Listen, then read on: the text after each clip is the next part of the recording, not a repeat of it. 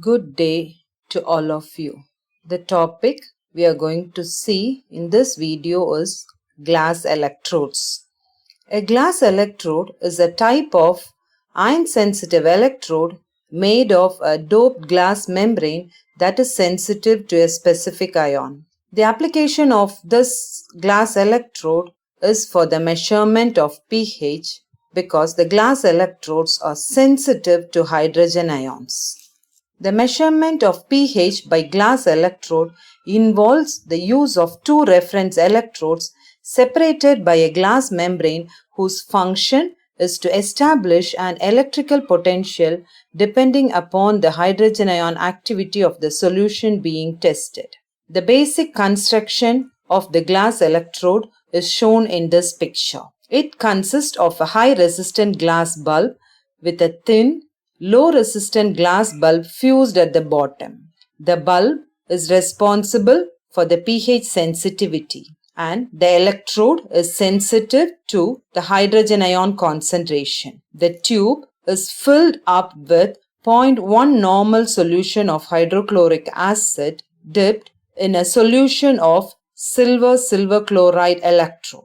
The other reference electrodes will be calomel electrode and or silver chloride electrode. When both the electrodes are dipped into a sample, the resulting EMF gives the pH of the solution. The resulting electromotive force gives the pH of the solution. So, it is essential to understand the nature of the pH sensitive glass membrane to know how the electrode works. So, the X-ray diffraction studies reveals the glass membrane. It consists of a network of silicate and aluminate ions. The holes in this lattice-like structure can be occupied by cations of varying sizes. And these holes cannot accommodate anions because of the strong repulsion of the oxygen-containing ions. By careful manipulations during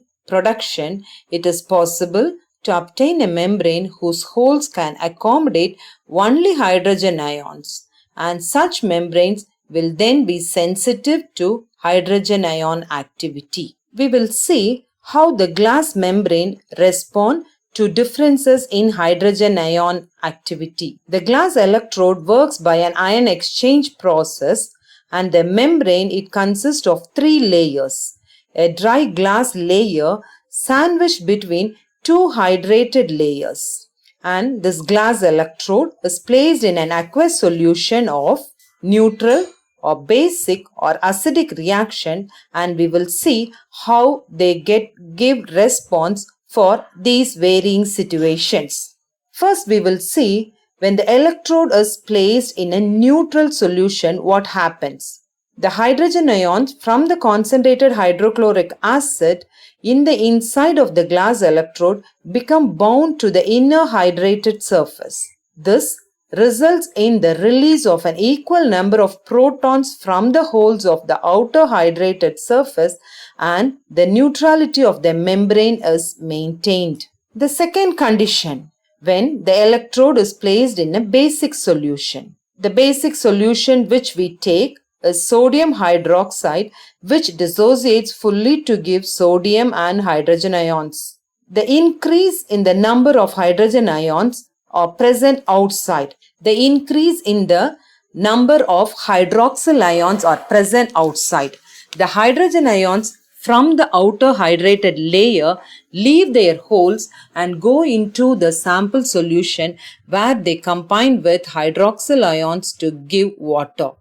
The sodium ions remain unquenched, and therefore positive charge at the outside of the glass membrane increases. And at the inside of the membrane, the outside holes are becoming vacant. More and more protons from the hydrochloric acid solution inside become bound to the inner hydrated surface. It leaves the chloride ions unquenched, and consequently the inner side of the glass membrane develops an excessive negative charge. The separation of charge on the two sides of the glass membrane gives rise to the electrode potential, which is an index of the pH of the solution. Let's consider the third situation when an electrode is placed in an acidic solution.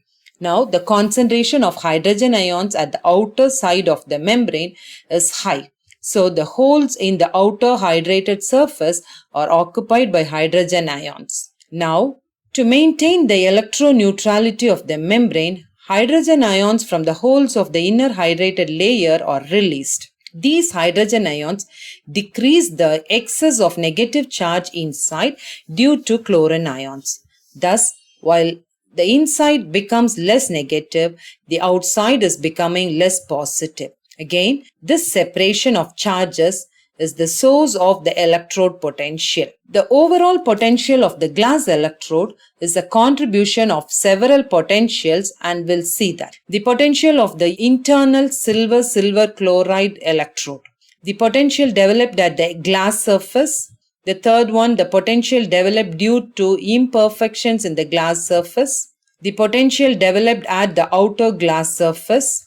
And these are some of the different potentials which is being developed by the glass electrode. On considering it, the potential developed in the first three are constant for a given electrode, and for the fourth one, it will change with the pH of the test solution. So the glass membrane, all these constant potential may be collected into a general constant Eg, and an equation is derived out of it.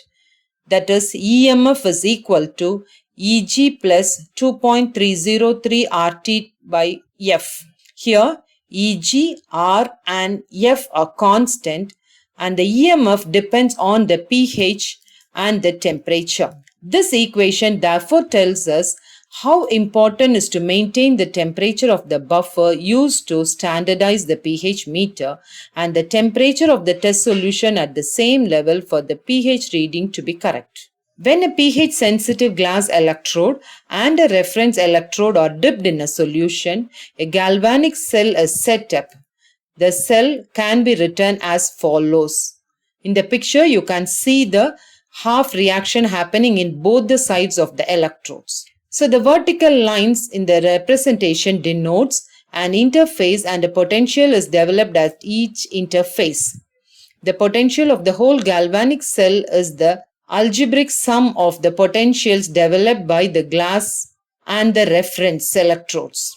EMF is equal to EMF produced in the reference electrode plus EMF produced by the glass electrode. So the EMF of the reference electrode is constant, and the EMF produced by the cell varies only with variation in the pH of the test solution. The pH value measurements are widely used in many industries